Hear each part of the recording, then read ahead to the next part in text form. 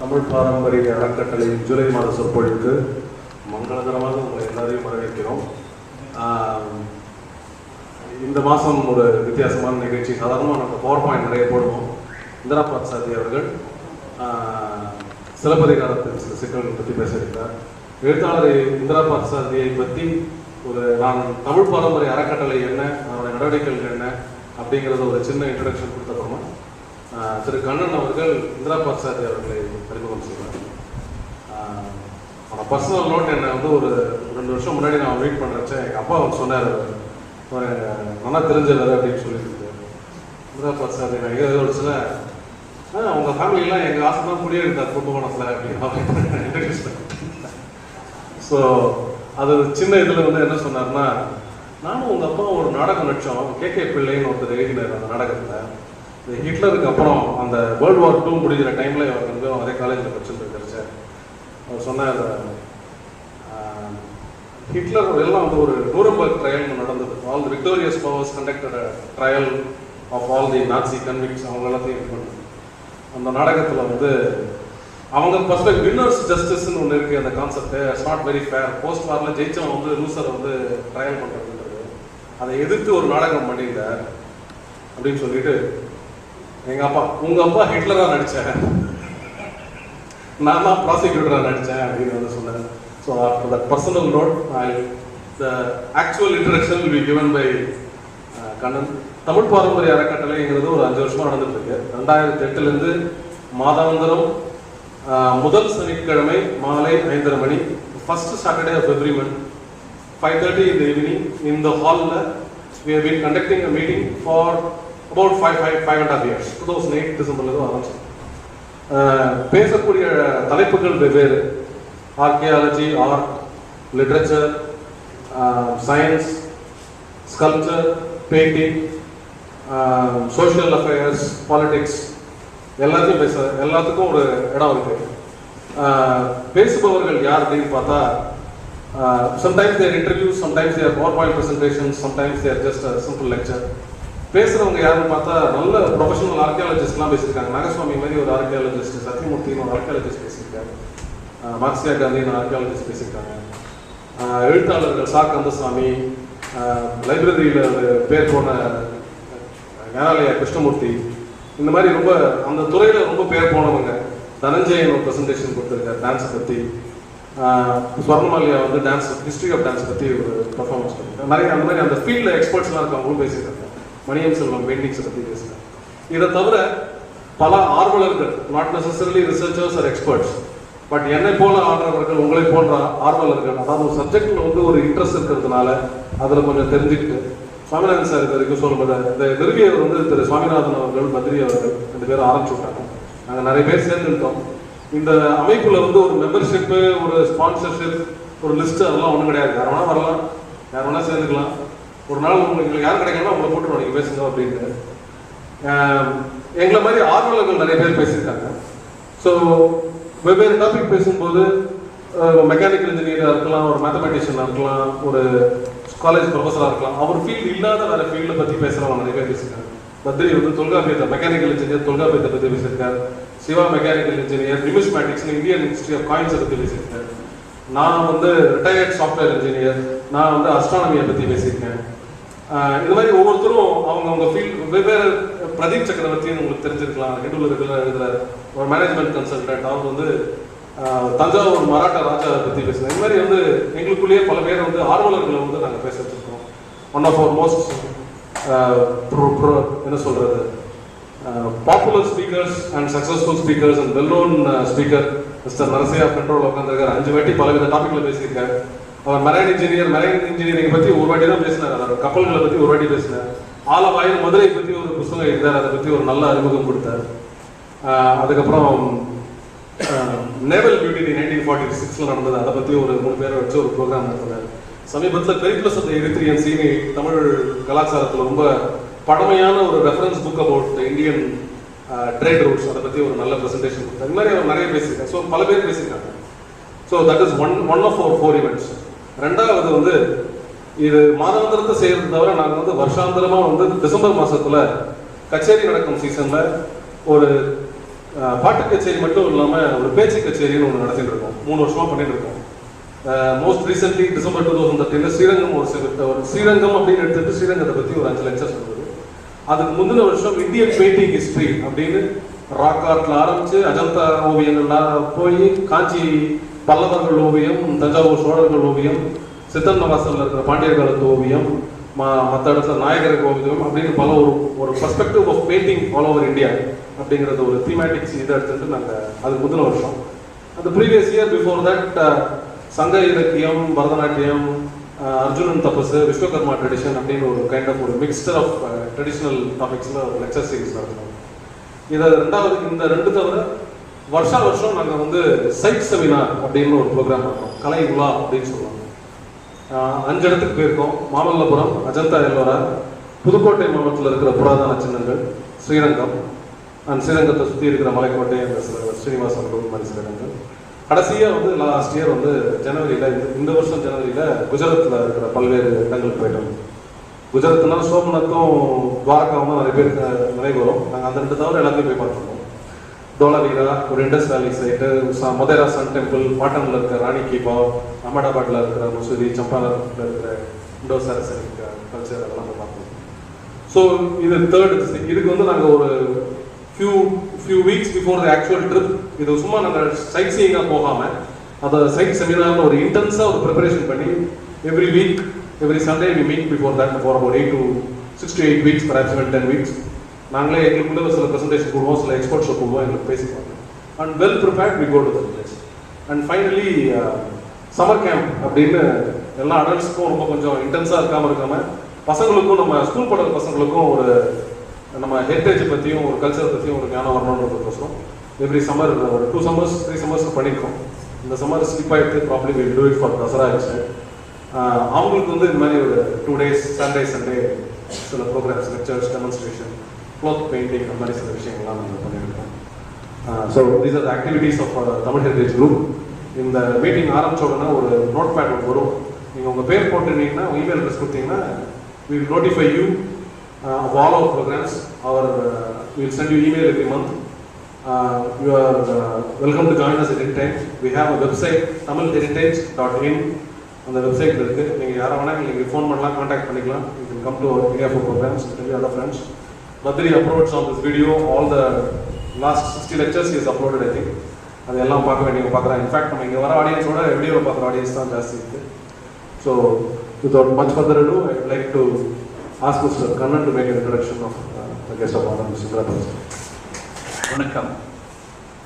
இந்திரா பார்சாரி அவர்களை இந்த சபைக்கு அறிமுகப்படுத்துவது என்பது சற்று செயற்கையாகவும் சற்று வரம்பு மீறியதாகவும் தோன்றக்கூடும். அவருக்கு அறிமுகம் தேவையில்லை தான், ஆனால் அறிமுகமும் தேவை. ஏனால் அவருடைய வெவ்வேறு பக்கங்களை முழுதாக உணர்ந்தவர்களாக இருக்கக்கூடுமா இந்த கூட்டத்தினர் என்பது சற்று ஐயத்திற்குரியது. ஆகவே மரியாதை நிமித்தமாகவும் சரி, சற்று தகவல் சொல்லும் நிமித்தமாகவும் சரி, அவரை பற்றி சிறு அறிமுகத்துடனே இன்றைய பேச்சை துவங்கலாம் என்று நினைக்கிறோம். இந்திரா பார்சாரியை பரவலாக அறிந்தவர்கள் அவருடைய நவீன எழுத்துக்கள் மூலம்தான் அறிந்திருப்பார்கள். தமிழ் புனைகதை எழுத்தின் மூலம் மிகவும் பரவலாக அறியப்பட்ட முந்தின பரம்பரையாகவும், இன்றும் அந்த வாசக தொடர்ச்சியின் மூலம் படித்துக் கொண்டிருக்கும் இளைஞரும் சரி, முதியோர்களும் சரி, அவரை ஒரு புனைகதை எழுத்தாளராக பார்த்திருக்கிறார்கள். அவருடைய கதையுலக பிரவேசம் என்பதே ஆனந்த விகடனின் முத்திரை கதை மூலம்தான். இங்கு வந்திருக்கும் நரசியா அவர்களுக்கும் இந்திரா பார்சாரிக்கும் ஒரு அதிசயமான ஒற்றுமை உண்டு. இவருடைய ஆரம்பகால எழுத்தே, தொடக்க எழுத்தே முத்திரை கதையாக தடம் படித்து சிறப்பிடம் பெற்று உடனடியாக வாசகரிடையே கவனம் பெற்றது. அந்த விதத்தில் முத்திரை கதைகள் எழுதி சிறுகதை எழுத்தாளராக பரிணமித்து ஏராளமாக நாவல்களை எழுதியிருக்கிறவர் இந்திரா பார்சாரி. அந்த நாவல்களிலும் எத்தனோ விதமான வகைமைகள் உண்டு. சமூக நாவல்கள், வேறு விதமான நாவல்கள், சரித்திர நாவல்கள் எல்லாமே உண்டு. சரித்திர நாவல்கள் இருந்தால் நாவல்களாக இல்லாமல் சரித்திர நாடகங்கள் எழுதியிருக்கிறார். அவருடைய மிக முக்கியமான சரித்திர நாடகம் வந்து அவுரங்கசீப். அவுரங்கசீப் என்பதும் ஸ்ரீ ராமானுஜன் என்பதும் அவருடைய முக்கியமான குறிப்பிட வேண்டிய நாடகங்கள். இவை எழுத்து நாடகங்களாக மட்டுமில்லாமல் திறமை வாய்ந்த குழுக்களால் மேடை நாடகங்களாக ஆக்கப்பெற்று மிகவும் பரவலாக கவனம் பெற்றவை. இது அவுரங்கசீப் என்ற நாடகம் மிகச் சிறப்பாக மேடை ஏற்றப்பட்டு மிக பல ஆண்டுகளுக்கும் நானே பார்த்து ரசித்திருக்கிறேன். அவருடைய ராமானுஜன் என்ற நாடகம் பாண்டிச்சேரி பல்கலைக்கழகத்தைச் சேர்ந்த நாடக குழுவினரால் மிகச் சிறப்பாக பல ஆண்டுகளுக்கு முன்னால் எக்மோர் மியூசியம் தியேட்டரில் மிகச் சிறப்பாக ஆக்கம் பெற்று இன்றும் என் கண்ணையும் கருத்தையும் அதேபோல் உங்களின் பலருடைய கண்ணையும் கருத்தையும் நீங்காததாக இருக்கின்றன.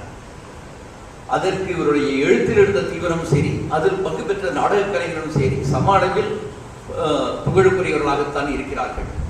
இருந்தாலும் இந்த மிகச் சிறப்பான நாடகங்களை படித்ததால் ஒரு தமிழில் நவீன நாடக துறைக்கு தன்னுடைய பங்களிப்பை பெருமளவில் செய்திருக்கிறார். நாடகம் என்பது பொதுவாக தமிழில் பொழுதுபோக்கு நாடகங்களாகவும் துணுக்கு தோரணங்களாகவும் அமையாமல் நம்மளை சிந்திக்க வைப்பதாகவே அமைந்திருக்கின்றன. அதற்கு இந்த 2 நாடகங்களும் தம்முடைய பங்களிப்பை பெரிய அளவில் செய்திருக்கின்றன. நந்தன் கதை என்பது அவருடைய நாடகம் என்று சொல்ல முடியாவிட்டாலும் நாடக தன்மை கொண்டதாகவும் இருக்கிறது. இந்த நந்தன் கதை என்பதை ஒரு புதிய பார்வையில், ஒரு புரட்சிகரமான பார்வையில் நம்முடைய நந்தனார் இல்லாது திருநாளை போவார் என்ற நாயனாரை பற்றிய கதையை ஸ்டைலைஸ்ட் வேர்ட்ஸ் என்ற அந்த பாணியில் தமிழ் செய்யப்பட்டு மிகவும் சிரமசாத்தியமான ஒரு படைப்பது. ஆனால் இதை தமிழில் யாரும் முயற்சி செய்திருக்கலாக என்று எனக்கு தெரியாது. இந்த நந்தன் கதை என்பதை டெல்லியைச் சேர்ந்த ஒரு ஹிந்தி குழுவினர் மிகச்சிறப்பாக இந்தியில் செய்திருக்கிறார்கள். நான் முதலில் ஹிந்தியில் தான் அதை பார்த்திருக்கிறேன். ஹிந்தி மொழியில் இவருடைய நந்தன் கதை மிக ஆழமான அவருடைய உட்கடையும் புரிந்து கொண்டு நடிக்கப்பட்ட ஒரு மேடையாக்கம் அது. இதே போல் பல்வேறு பரிமாணங்களில் தன்னுடைய பங்களிப்பை செய்திருக்கிறார். ஆனால் அறிமுகம் தேவையில்லை என்று நான் குறிப்பிடுவதற்கு இன்னொரு காரணம் உண்டு. இது போன்ற படைப்பிலக்கிய துறையில் ஃபிக்ஷன் மற்ற துறைகளில் பரிமணித்திருந்தாலும் அடிப்படையில் அவர் பாரம்பரியான தமிழை படித்து தமிழை போதித்தவர். அவர் தமிழ் பேராசிரியர். கும்பகோணத்தில் பிறந்து அந்த காலத்தில் புகழ்பெற்றிருந்த அண்ணாமலை, இந்த புகழை கெடுத்துக்கொண்ட அண்ணாமலை பல்கலைக்கழகமாக இல்லாமல் தன்னுடைய புகழை தக்க வைத்துக் கொண்டிருந்த அண்ணாமலை பல்கலைக்கழகத்தில் படித்து பிறகு தில்லி பல்கலைக்கழகத்தில் பேராசிரியராக உயர்ந்து பங்கு பெற்றவர். ஒரு விதத்தில் பாரம்பரிய தமிழை கால்வதித்தவர், இன்னொரு விதத்தில் தன்னுடைய காலை படைப்பிலக்கிய தமிழில் தடம் பதித்தவர். போலந்து நாட்டின் வார்சா பல்கலைக்கழகத்திலும் வருகிற பேராசிரியராக விசிட்டிங் ப்ரொஃபஸராக சில ஆண்டுகள் பணியாற்றி இருக்கிறார். அப்பொழுது ஒரு துயரச் சம்பவமும் நடந்தது. மிகவும் தீவிரமான ஒரு ஹைவே ஆக்சிடென்டில் அவர் மாட்டிக்கொண்டு பல மாதங்கள் நினைவின்றி மருத்துவமனையில் இருந்தார். ஆனாலும் கூட அவர் மீண்டு வந்து அதே பழைய எல்லோ திறனுடைய ஃபேக்கல்ட்டியுடன் இத்தனை ஆண்டுகளாகவும் நம்முடைய புழங்கிக் கொண்டும் எழுதி கொண்டும் இருப்பது மன மகிழ்ச்சி அளிக்கக்கூடியதுதான். ஆனால் அவர் தமிழில் ஏராளமாக எழுதி குளித்திருந்தாலும் கூட அவர் படித்ததெல்லாம் ஆங்கிலத்தில் தான் அதிகம் என்று நினைக்கிறேன். ஆங்கிலத்தில் பாரம்பரியமான ஷேக்ஸ்பியருக்கு முந்தின எழுத்துக்களை இருந்தது. இன்று எழுத தூங்குகின்ற ஆங்கில எழுத்தாளர்களுடன் எல்லாவற்றையும் படித்துக் கொண்டிருப்பார். ஆங்கிலம் படிப்பதே தன்னுடைய மூச்சாகவும் தமிழில் எழுதுவதே தன்னுடைய தொழிலாகவும் கொண்டிருக்கும் இவர். ஆனால் பார்ப்பதற்கும் எழுதுவதற்கும் மிகவும் தீவிரமான ஒரு சீரியஸ் பர்சனோ என்று தோன்றினாலும் கூட இவர் எழுத்தின் ஊடாக நகைச்சுவை அங்கே இருந்து கொண்டே இருக்கும். சட்டிலாக இருக்கக்கூடிய நகைச்சுவையை நாம் கூர்ந்து படிக்க வேண்டும். இப்படி சமூக அக்கறைகளுடனே எழுதி கொண்டிருந்தாலும் கூட பரவலாக அறியப்படாத அவருடைய துப்பறிவு நவீனம் ஒன்று உண்டு. துப்பறியும் அல்லது கிரைம் சப்ஜெக்டை அதிகமாக ஹேண்டில் பண்ணாத, அதை பழகாத இவர் ஒரு குருநாவல் எழுதியிருக்கிறார் கிரைம் சப்ஜெக்டில். ஆனால் அந்த துறையில் அது மற்றவர்களுக்கு முன்னோடியாக விளங்கக்கூடியதாகவே அமைந்து விட்டது. வாய்ப்பு கிடைத்தால் அதையும் படித்து பாருங்கள். இன்று நமக்கு சற்றும் சம்பந்தம் இல்லாத, இதுவரை நான் சொல்லி வந்த விஷயங்களுக்கு சற்றும் சம்பந்தம் இல்லாத பழம்பெரும் இலக்கியமான சிலப்பதிகாரத்தை எடுத்துக்கொண்டு அதை அணுகுமுறைகளிலும் ஏற்கனவே அணுகுமுறைகளில் ஏற்பட்டிருக்கிறதும் இப்பொழுது நம்மளுடைய பார்வைக்கும் உள்ள பல்வேறு சிக்கல்களை நம்ம எடுத்து வைக்கிறார். அதை நாம் உடன்படக்கூடியவைகளும் இருக்கலாம், உடன்பட முடியாதவைகளும் இருக்கலாம்.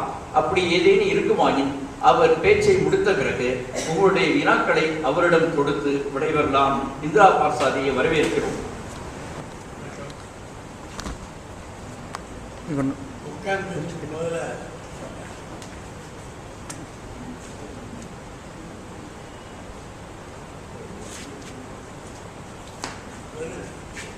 உட்காந்து பேசிட்டு போது சாரி போட்டு இன்னைக்கு காலையிலே நான் வந்துக்கிற போது நீங்கள் சரசு இருந்தது அது வட்டிக்கோ அது ஏற்பாடு இதெல்லாம் சொன்னாங்க. இப்போ நான் பரவாயில்ல இந்த கூட்டத்துக்கு வர வேண்டும் என்ற ஒரு தீர்மானத்தோடு வந்துவிட்டேன். ஜூலை மாதம் 10ஆம் தேதி எனக்கு 85 வயதாக போகுது.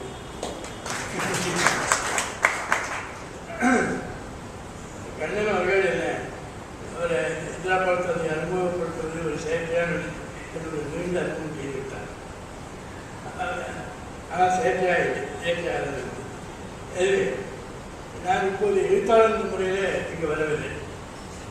நான் இங்கே ஒரு தமிழாசிரியர் என்ற முறையில் இல்லை. எனக்கு பல அவதாரங்கள் உண்டு. அந்த அவதாரத்திலும் தமிழாசிரியர் தில்லி பல்கலைக்கழகத்திலும் பாசா பல்கலைக்கழகத்திலும் இந்த பாண்டிச்சேரி பல்கலைக்கழகத்திலே நாடக துறைக்கு இப்போது பேசப்படுகின்ற தலைப்பை பற்றி முன்னாடியே நான் பல நாட்டுகளாக யோசித்துள்ளேன். இப்போ ஒரு 5-6 மாதத்துக்கு முன்னால் இதில் டேக்ஸ் சென்டரில் இதை பற்றி பேசினேன். ஆனால் அங்கே பேசிய போது அங்கே இருந்த யாருக்கு அதை சிறப்பியாரத்தை அனுபவிக்கிறேன்னா சிறப்பியாரத்தை பற்றி அதிகம் தெரியாதவர்கள். பெரும்பாலும் இந்த அங்கே வருகின்றவர்கள் இசையை விரும்பி வருகிறார்கள்.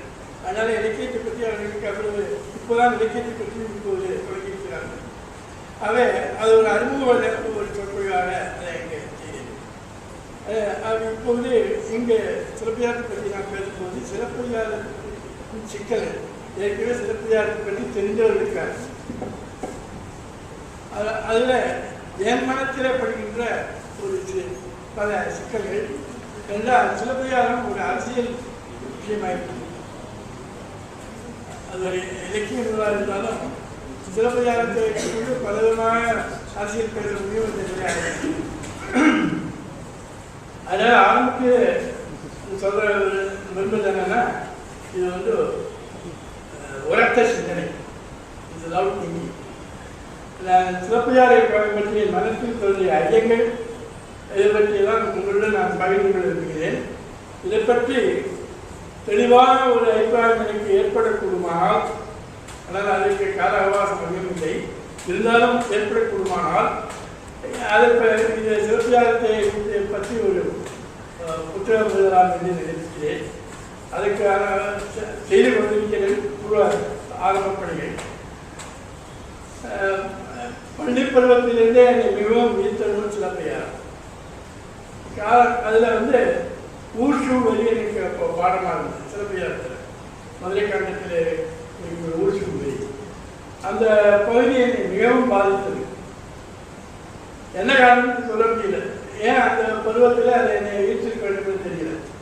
அது பூரா அந்த இது ஊர்ஷு வரி முழுவதும் எனக்கு பாடமாக எனக்கு மனப்பாடமாக இருந்தது. நான் எம்ஏ தமிழ் படிக்கிற போது அண்ணாமலை பல்கலைக்கழகத்திலே எனக்கு சிலப்பதிகாரம் முழுவதும் பாடமாக இருந்தது. அப்போ என்னை கவர்ந்தவை காணல் வரி, வேலில் காலை, கொலைக்கலக்காலை, ஊர்ஷு வரி, வடக்குடை காலை. இது பார்த்தீங்கன்னா இந்த பேட்டர்னில் இதெல்லாம் இமோஷனல். அது எல்லாம் ஒரு சென்டிமெண்ட் அண்ட் இமோஷனல் பேட்டர்ன். அப்போ எனக்கு என்ன தோணுச்சுன்னா, வஞ்சிக்காண்டம் பிற்சேர்க்கையார் மாணவர் ஆன்டி கிளைமேக்ஸ். வஞ்சிக்காண்டம் ஒரு பிற்சேர்க்கையாக எழுதப்பட்டிருக்கலாமோ என்று, இடைச்செறிகளாக இருந்திருக்கலாமோ என்று தோன்றிச்சு.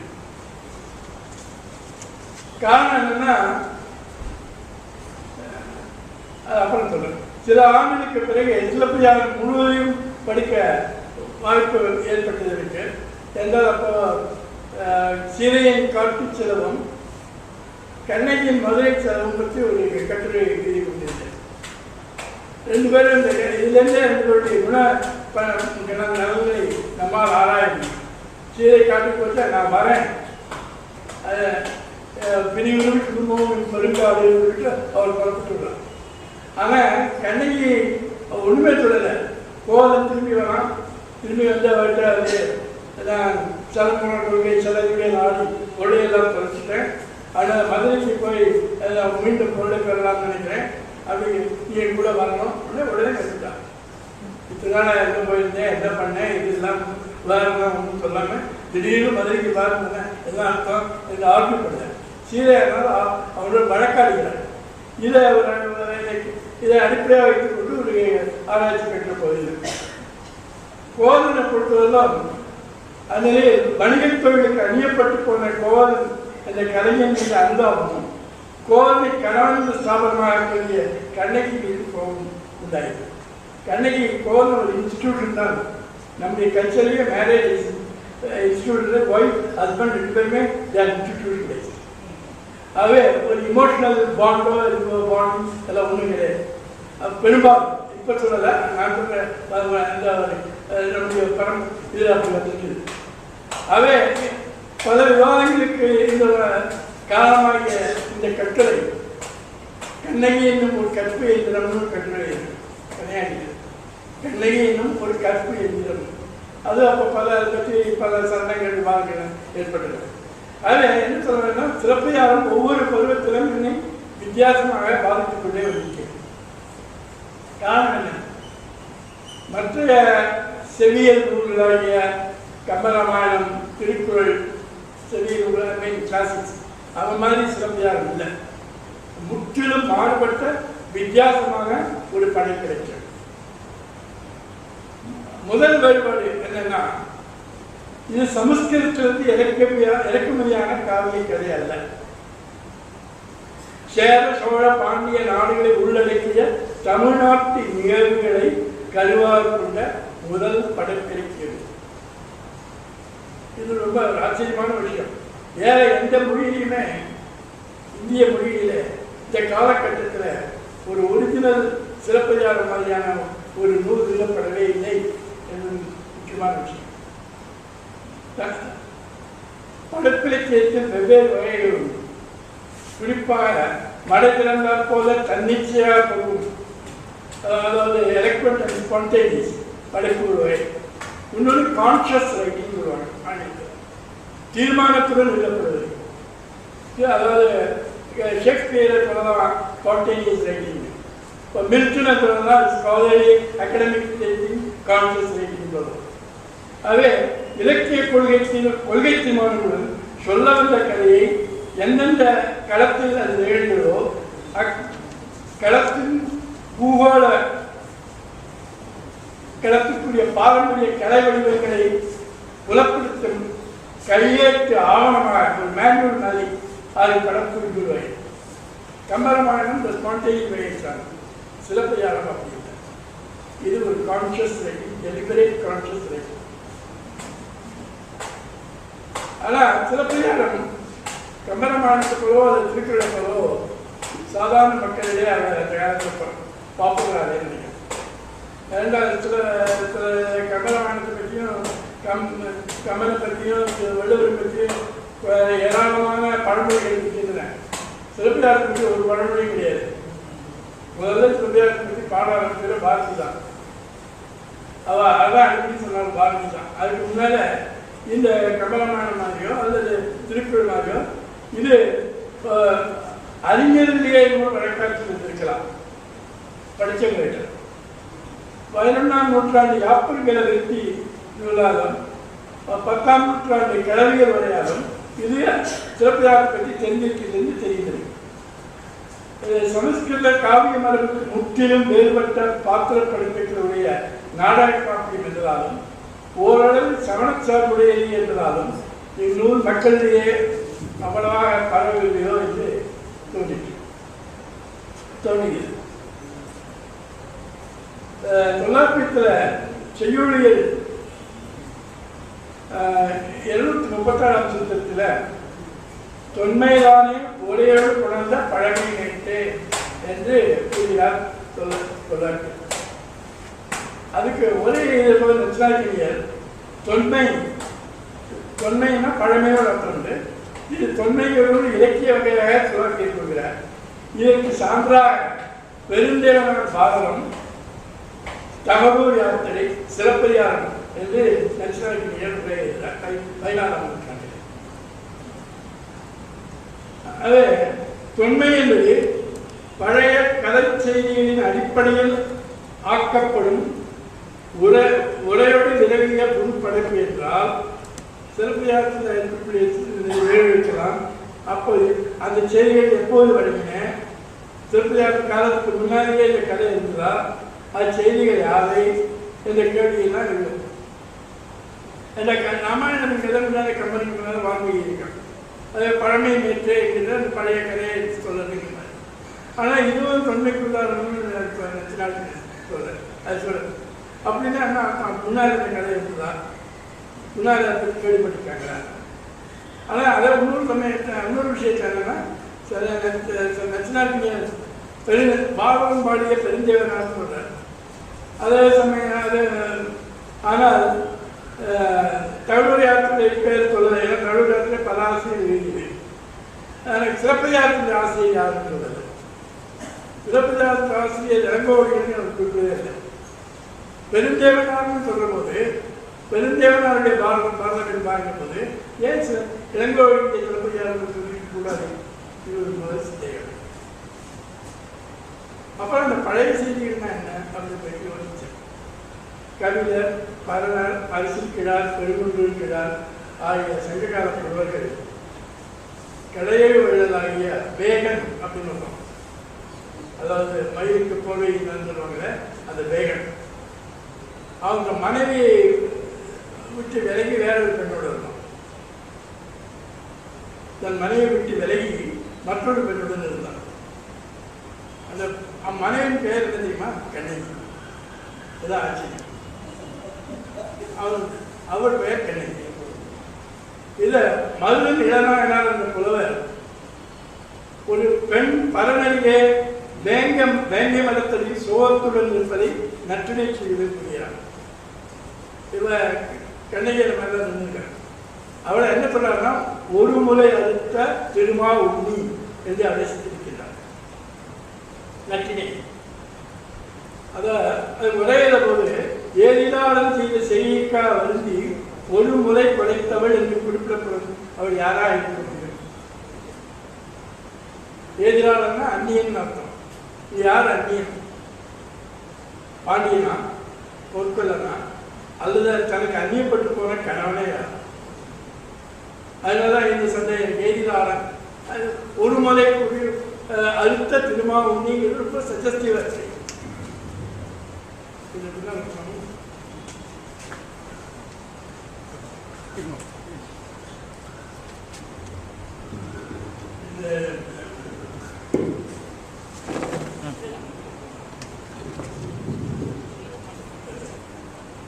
ஓகே, அவ்வளவு கேட்டு படிக்கிற மாதிரி இருக்கு. சரி, இன்னொரு அவை சிலப்பதிகாரம் இச்செய்திகளின் அடிப்படையில் உருவாயிருக்கக்கூடிய காவியம் என்பதால்தான் நச்சினார்க்கினியர் இதை உண்மை என்று அழைத்தாரா என்ற ஒரு சந்தேகம். இன்னொரு செய்தி, யாப்பரங்கலக்காரியை நிறுத்தி வழியை ஒருத்தி கணவன் கொலை உண்டலை கண்டு பாடியதாக ஒரு வெண்பா வருகிறது. இது பத்தினி செய்யுள் என்கிறார் உரையாசி. கணவன் கொலை உண்டு, அது அதை பத்தினி செய்யுள் சொல்றார். இதற்கும் சிலப்பதிகாரத்துக்கும் தொடர்பு உண்டா என்று ஒன்று சொல்றேன். அப்புறம் முலை என்பது ஒரு குறியீட்டு உணர்வாக தமிழ் இலக்கியங்களில் பயன்படுகிறது. இது மெட்டஃபர். முலையை பறித்தேன் என்பது தன் பெண்மையை அழித்துக் கொள்வதற்கான குறியீடாகும். நாச்சியார் மொழியில் ஆண்டாள் கூறுகிறார், கொள்ளும் பயன் ஒன்று இல்லாத கொங்கை தன்னை கிழங்கொடு அள்ளி பறித்திட்டு அவன் மார்பில் எரிந்து என் அடலை தீவேனே. ஒரு பிரேதாபத்தில் ஆண்டாள் பாடுறான். கண்ணனுக்கு வர கண்டா கண்ணன் வர காணும். அதனால என்னுடைய முறையை அறுத்து அவன் மேலே எரிந்து என்னுடைய நெருப்பை அடலை நெருப்பு தீவேனோ என்று கூறுகிறார். சிலப்பதிகாரத்தில் கண்ணகி இடமொழியை கையால் திரும்பி மதுரை வலமுறை மும்முறை வாரா அலமந்து மற்றார் மணியும் மணிமொழியை வட்டித்து விட்டால் எரிந்தனர் என்று சிலப்பதிகாரத்தில் வருகிறது. அதே ஆண்டாள் பாட்டு இதையும் கம்பேர் பண்ணி பாருங்க. ஆண்டாள் சொல்றதுக்கு அழல் அப்படின்னா அந்த அழல் தான் இங்கேயும் மதுரையை எரித்த அழல் தான், அதுவும் ஒரு மெட்டபரா. மதுரையை எரித்ததாக இடமொழியை எரிந்தோடு மதுரை எரிகிறது. மெட்டபர். இது ஒரு குறியீடா? இது ஒரு சந்தேகம்.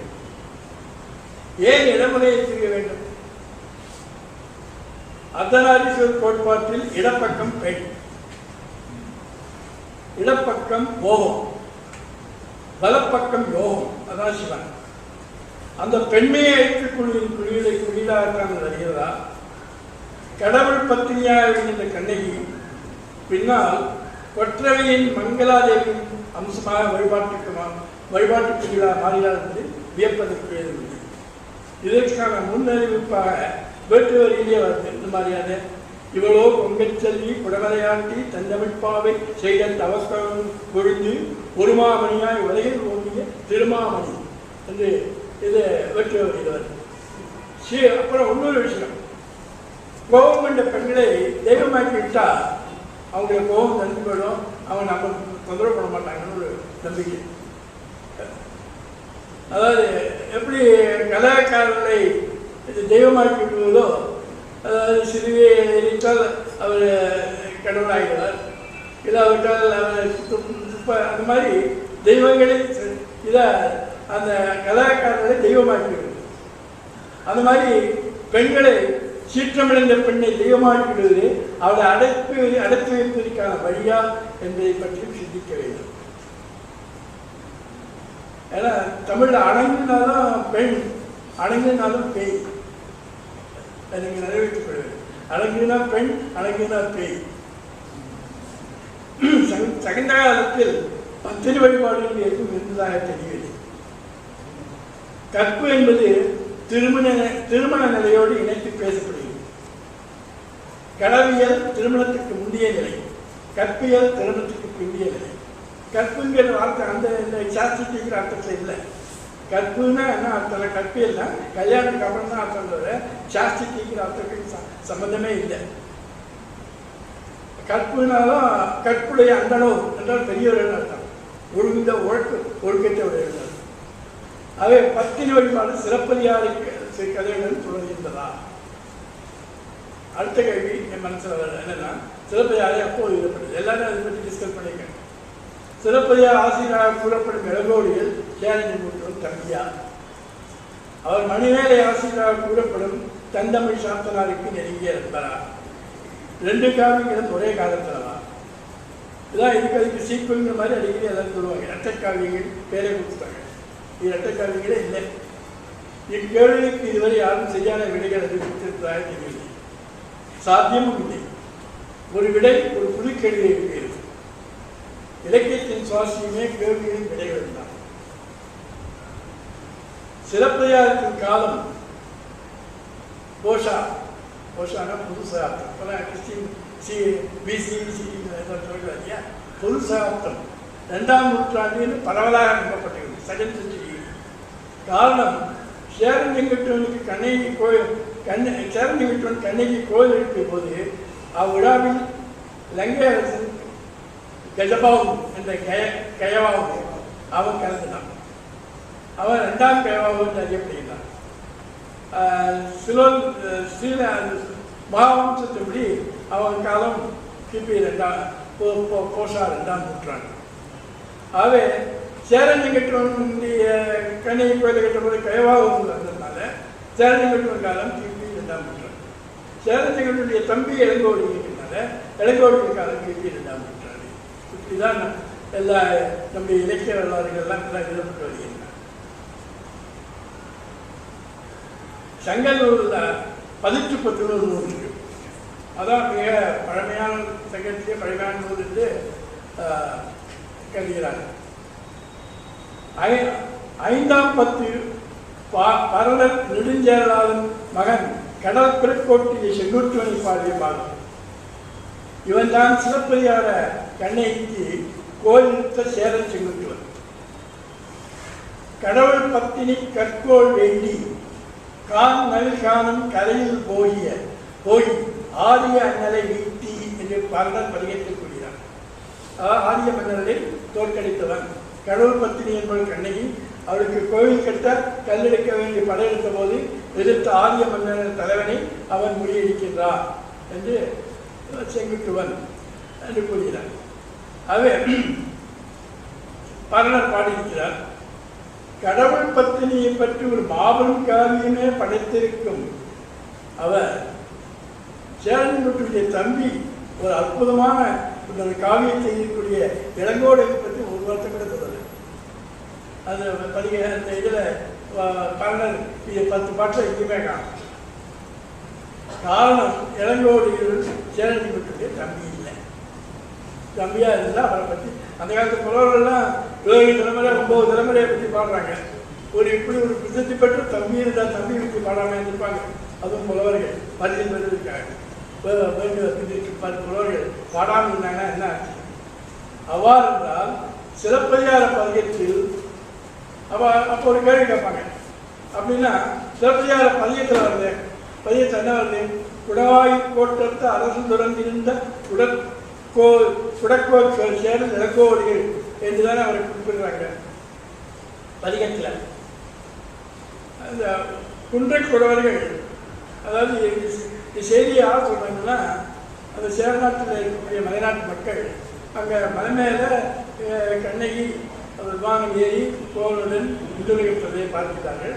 அவர்கள் வந்து சொல்கிறாங்க, பதிகத்தை என்ன சொல்கிறாங்கன்னா, அவள் இளங்கோவடிகளும் சீத்தலை சாப்பிட்டாரும் இன்னும் உட்காந்துருக்காங்க. அங்கே இவர் குட்டக்குறவர்கள் இது மாதிரி ஒரு காட்சியை பார்ப்போம் அப்படின்னு சொல்கிறாங்க. அப்போ இவருக்கு இளங்கோவடிகளுக்கு ஒன்றும் புரியல, யார் போனாங்க, யார் இந்த கதை. அப்போ சீத்தலை சாப்பிட்டார் அந்த கதையை அவர் சொல்கிறார். அதனால் இதை சொல்லத்தினாலே இளங்கோவடிகள் அந்த காலத்தை சார்ந்ததாக தான் இருக்க வேண்டும். குண்டக்குறவர்கள் சேரன்குட்டின்னு சொல்கிறாங்க. அதனால இது இவருடைய இளங்கோவடி காலம் அந்த கிபி 2ஆம் நூற்றாண்டாகத்தான் இருக்க வேண்டும் என்று தெரியுது. அப்படி என்று சொல்கிறார். ஆனால்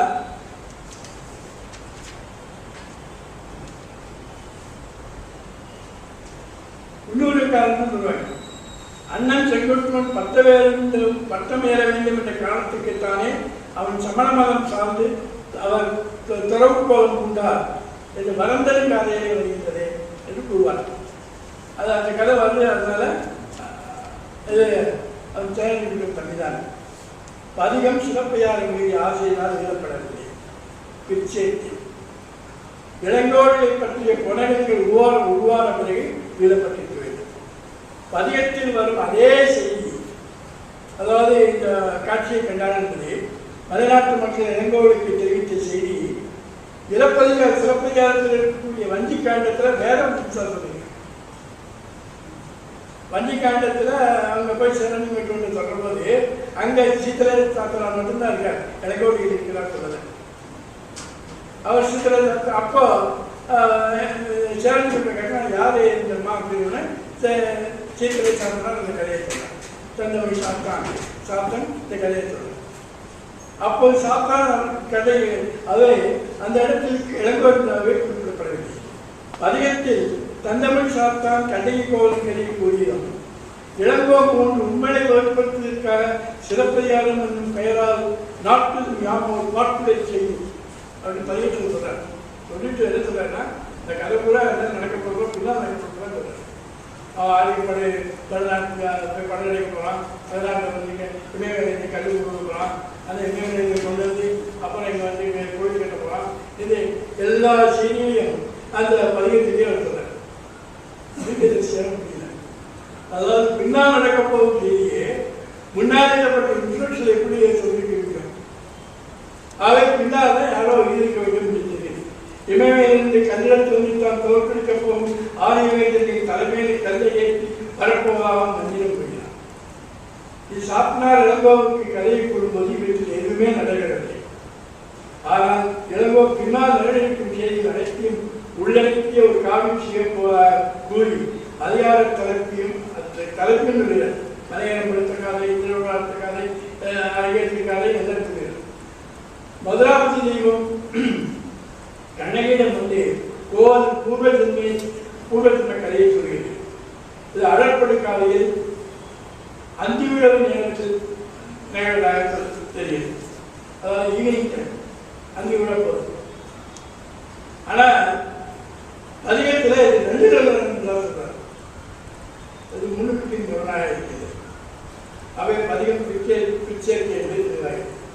வளர்ந்த காலையில், அதாவது இறுதி காலையில் தெய்வமாகிவிட்ட கண்ணகி அவளுடைய தோழியாக இருந்த தேவந்தி மீது வந்து அவள் கோட்டத்துக்கு சென்ற இளங்கோவுக்கு அவர் தம் அண்ணனுக்காக செய்த தியாகத்தை பற்றி அவருக்கே கூறுகிறார்.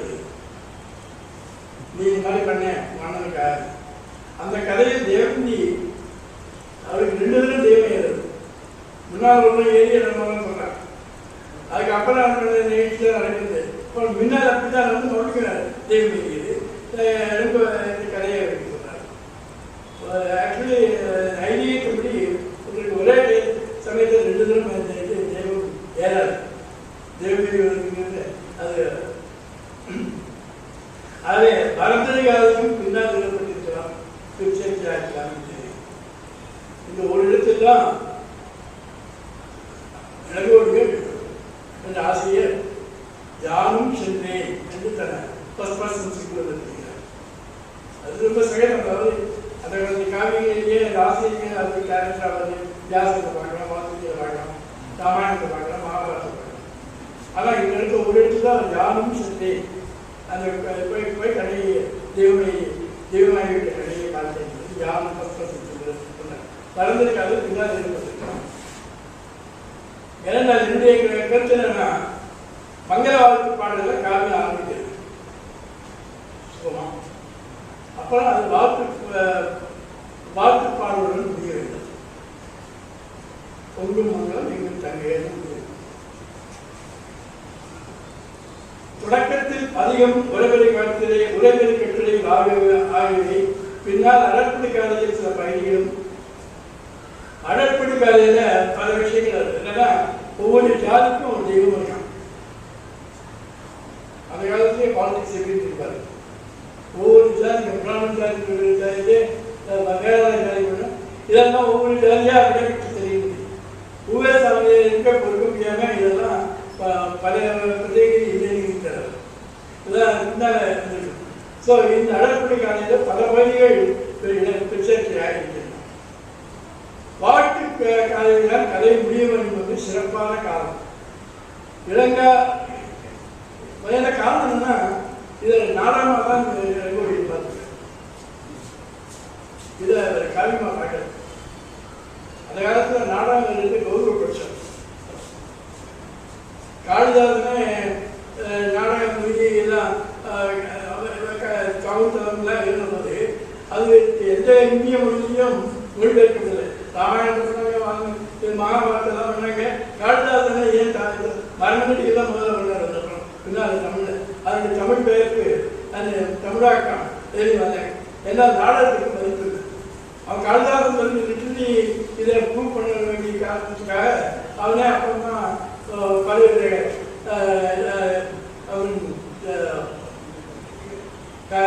கவிதைகள் அவசியம் மேலே போன்ற இதெல்லாம் கவிதைகள் அவசியம். ஷேக்ஸ்பியருக்கும் தான். ஷேக்ஸ்பியருடைய நாடகங்கள் அவர் செத்து போய் 1 வருஷத்துக்கு அப்புறம் தான் பப்ளிஷ் ஆச்சு. முதல் பொலியோ தான். ஏன்னால் அதுக்காக அதுக்கு அவன் தன்னுடைய ஸ்காலர்ஷிப் தன்னுடைய படிப்பை இதெல்லாம் ப்ரூவ் பண்ணுறதுக்காக சாமர்த்தியம் எப்போ நம்முடைய சமஸ்கிருதத்தில் மற்ற இடங்களில் எல்லாம் மொழிபெயர்க்கும் போது நாடகங்களை மொழிபெயர்க்கலையோ நாடகம் என்றால் இந்த இது இருக்க நாட்டிய சாஸ்திரங்களுடைய வரலாறு இருக்காரு. அவரே பிராமண குலத்தில் பண்ணாலும் அவர்களுடைய 100 உதவர்களும் பிராமண ஜாதி அந்த ஹையஸ்ட் ஆர்டர் ஜாதி இல்லை, கீழ் ஜாதி தான் அப்படின்னு அந்த காலத்தில் பண்ணிக்கிறார். அவர் சாபம் கொடுப்பாங்க. அவருக்கு அதனால அவர் உலகத்தில் போய் நாடாளுமன்ற தலைவர் அவரை கண்டனம் பண்ணுறாங்க அப்படின்னு சொல்லுவாங்க. அதனால தான் அதை காவியமாக நாடகமாக இருக்கிறது காவியமாக இருக்கிறது லிட்டரரி கிரெடிபிலிட்டி. வாழ்க்கைக்காலின் கதை முடிய வேண்டும் என்பதற்கு சிறப்பான காரணமாகப்படுகிறது. இளங்கோவர்கள் இந்த நாடகமாக கண்டிருக்கிறார்கள். இறுதிக்காட்சியில் பெரும்பாலும் கலந்து வருகின்ற முக்கிய பாத்திரங்கள் அனைவரும் எல்லாரும் ஒன்று செல்வாங்க. வாழ்க்கை கதையில் உரைப்பாட்டு மலையும் அது அப்புறம் டைரக்டர் இது மாதிரி ஹில்ஸ் மாதிரி அந்த செய்தி உடனடியாக கூறப்படுகிறது. அப்புறம் கடைசியில் வர கேரக்டர்ஸ் எல்லாரும் வராங்க. மாடலன் மறைவுன்னு ஒரு ஓவியம் பேசுகிறார். மதுரைக்கானத்தில் வரான், வஞ்சிக்கானத்தில் வரான், எல்லாரும் இருக்கிறார். மாடலன் மறைவு, கோவலன் பெற்றோர், தேவந்தி, காவல்புள்ளிகள், கண்ணகியின் அடித்தோழி, ஐயே, செங்குட்டுவம், வஞ்சி மகளிர், ஆயத்தார் அந்த நாடக மேடை நிறைந்திருக்கிறது திறக்கிறோம். ஸோ வாழ்த்து பார்ப்பதோடு முடிஞ்சிருக்கு நான் நினைக்கிறேன். ஊருடைய அப்புறம் அதோட மட்டும் இல்லை, சேர சோழ பாண்டிய ஊருடைய நாட்டு சிறப்புகளும் இசைவிடையாக கூறுகின்றன. இறுதிக்காக அவர் மறந்திருக்காது. இதனுடன் தொடர்பு இல்லாமல் இதெல்லாம் முடிஞ்சப்பறம் அது எங்கோ ஒரு ஆன்டி கிளைமேக்ஸ் நடக்கிறது. இதில் சிலப்பதிகாரம் போன்ற ஒரு அற்புதமான நாடக காவியத்தை எழுதியவர் விதிக்க முடியுமா? இளங்கோடி என்ற பெயரை வைத்துக் கொண்டு அப்புறம் இன்னொரு விஷயம், அவர் சமண துறவியார். அடிகள்னா துறவியா இருக்கான அவசியம் இல்லை.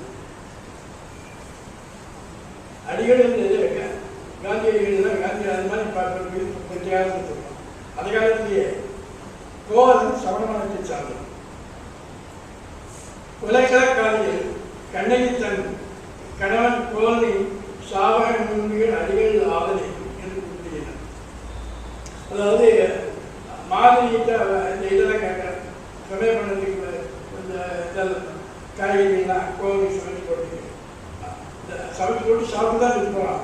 That is the last supper life. அந்த கோவலின் யாருக்கு அந்த இந்த சமைச்சு போகிறோம். அப்போ சாபக நோன்பிகள் அடிகள் ஆகுது அப்படின்னா அவர் சமண மதத்தை சேர்ந்த காரணத்தினால அந்த நியதிகளை மீறாத காரணத்தினால கோவில் சாப்பிட்றதுக்கு மேலே சாப்பிடுவோம். அதனால எல்லாத்தையும் சீக்கிரம் கொடுக்கும் அப்படின்னு சாமான்லாம் வாங்கிட்டாங்க. அப்புறம் கனா திறப்பு காலையில தேவந்தியுடைய பார்ப்பன தோழி கண்ணகியை பார்க்கணும்.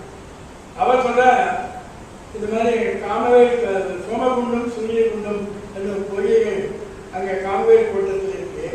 அங்கே போய் குளிச்சா பிரிந்த கணவனை பெண்கள் பெறுவார்கள். அதனால நீ அங்கே போய் குளிக்கிறார். வீடன் இருக்கிறார் கண்ணகி. வீடன் இருந்தால் எங்களுக்கு பொழுது வராது. எங்களுக்கு பொழுது வராதுன்னா என்ன? அவங்க வேற சோமகுண்டம் சூரியகுண்டம் இருக்கிறது இங்கே போகுது இது. அவை இவர் சமணமயம் செய்தாங்க. வீடனுக்கு ஒழுங்கிறார். சமண மதம் தெரியும். இளைஞர் சமண மதத்தை சார்ந்திருக்கலாம், ஆனால் துறையை சொல்வதற்கு.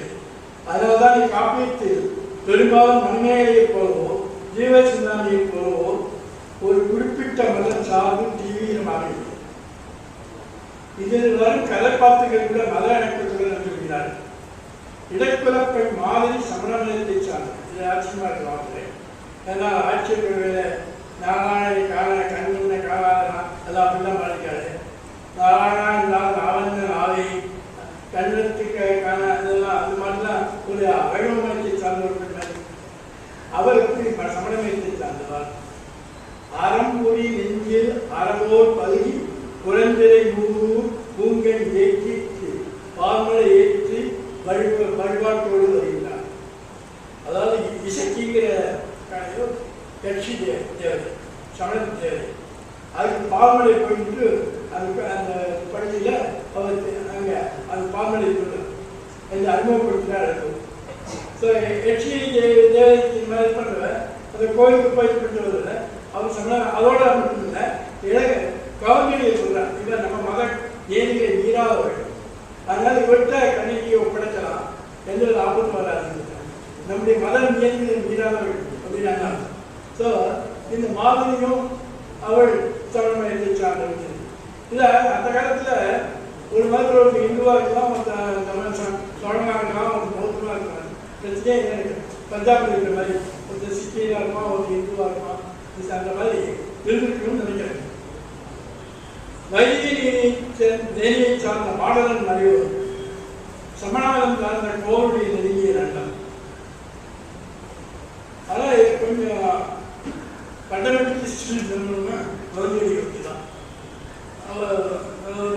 அந்த நேரம் கொண்டு சொன்னோம். அந்த பெருமாளுடைய பெருமை, சிவனுடைய எல்லாம் பெருமை, பெருமாள் பெருமாள் பெருமையெல்லாம் கொண்டு வருவாங்க. சொல்லிட்டு வந்து வழி கேட்கிறாங்க. மதுரைக்கு போட்டி வழி என்ன வழி அங்கே போய் நான் இங்கேருந்து வந்தேன், நான் இதெல்லாம் பார்த்தா இருந்த வந்தான் வந்து கண்ணே கிடந்த வந்த கண்ணே எல்லாம் சொல்லிட்டு கண்ணைக்கு போ, அது கவிதைக்கு கொடுக்க ஒரு கவிதை. காமூர் தெய்வம் கண்டடி மணிய நீ போ, நாம் நீழ்நெறி படகு. காமத்தை தவிர வேறொன்றும் அறியாத உங்களுடைய தெய்வத்தை வணங்குவதற்கு நீ போ, நாங்கள் எங்கள் வழியில் பார்த்து போகிறோம். இது புரியுதா? ஸோ அதான் ஒரு கண்ணைக்கும் கோவலைக்கும் நடக்கும் திருமணம் வைதிக சார்புடையது. என்றால் மாமுது பார்ப்பான் மரவழி காட்டில அது கல்யாணம் நடக்கிறது. சந்திரன் ரோகிணியை சில அதந்தரி அஞ்சான கடமை வந்து சொல்றாங்க. மாசாத்துவம் சமண மதத்தை சார்ந்தது. மாநாயகன் ஆசிரியர் கோவலன் கண்ணையும் இறந்து கேட்டு மாசாத்துவம் பௌத்த மதத்தில் சேர்ந்துவிடுகிறார்.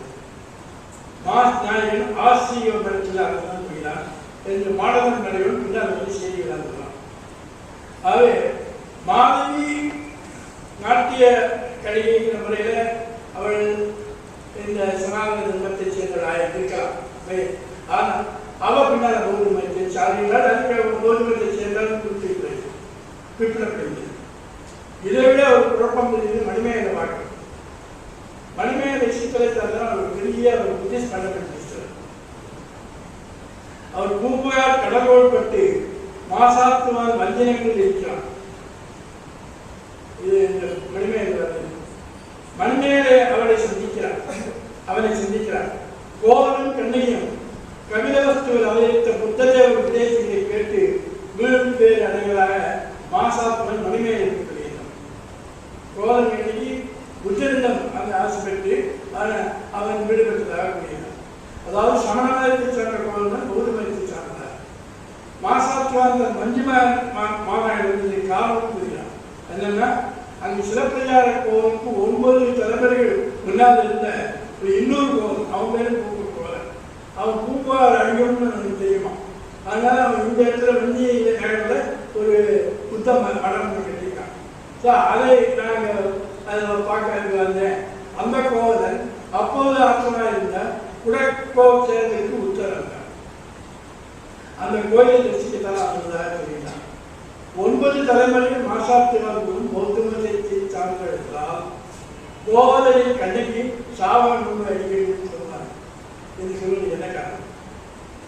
இளங்கோடிகளுக்கு மிக பிந்திய காலத்தைச் சேர்ந்த சாத்தனார் கோவலின் மகன் மணிமேகலை பௌத்த மதத்தை சார்ந்தெடுத்தால் கோவலின் குடும்பமே 9 தலைமுறை மதத்தை சார்ந்து என்று கூறியிருக்கலாம். இதற்கு காரணம் மாணவன் நிலையில் பௌத்த மதத்தை சேர்ந்து மாசாத்துவார். வஞ்சன மாலையில் பூம்புகாரை சேர்ந்த கற்பனை மேலே 7 பேர் சொல்றாங்க. அதாவது கற்பனைய ஒரு பெண்ணுக்கு நந்தி மரமும் மடப்பள்ளியும் சாட்சியா அப்படின்னு இதெல்லாம் பூம்புகாரை சேர்ந்தவர்கள். நந்தி மரமும் மடப்பள்ளிங்கிறது ரொம்ப பின்னால வந்துச்சு. விஞ்ஞான சம்பந்தப்பட்ட இதில் அவர் வந்து இந்த பூம்பாவுக்கு சினிமா கூட நீங்கள் பார்த்துக்கலாம். அளவு நீதிய கணவனை உயிர்ப்பித்து அவன்தான் அவர் கணவனுக்கு சாட்சியாக வன்னி மரத்தையும் கிணற்றையும் சிவலிங்கத்தையும் சாட்சியாக்கினார். இது திருவிளையாடல் புராணத்தில் சமந்த காலம் கிபி 7ஆம் நூற்றாண்டு. சிலப்பதிகாரம் இதுக்கு முந்தைய இதில் எப்படி இந்த இது செய்தி வரும் அப்படின்னு புரியுது. அதான் பூம்புகாரை சேர்ந்த கற்பனை மாலை இடைவெளி பற்றிய சிறப்பு வஞ்சிர மாலையை கூறப்படுகிறது. அது வரும் ஆதிமந்தியாரை, அது ஆதிமந்தி, அந்த ஆதிமந்தியாரை பற்றி இதில் ஆகணும்னு பார்த்துருக்கு.